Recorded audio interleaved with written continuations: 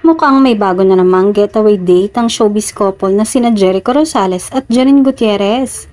Sa Instagram story ng aktor na si Jericho, ay nagbahagi ito ng ilang mga larawan ng biyahe patungong Ilocos Sur. Sa Instagram story naman ng kanyang girlfriend na si Janine, ay may post din ito na isang lugar na mukhang White Sand Beach.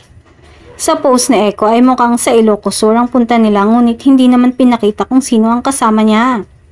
Tanging mga magagandang tanawin lang ang ipinost niya. Malakas naman ang kutob ng kanilang supporters na ang kanyang girlfriend na si Janine ang kasama niyang bumiyahe papunta ng Ilocos. Talagang nakakatuwa lang itong si Echo dahil kasama palagi si Janine sa mga lugar na gusto niyang puntahan. Mukha ngang nakaka-relax ang mga lugar doon at paraan din siguro nila ito para makapag-date or bonding nang sila lang habang may free time. Abang-abang na naman ang mga tagahanga ng magjowa sa susunod nilang ipopost sa date na yun sa Ilocos Sur.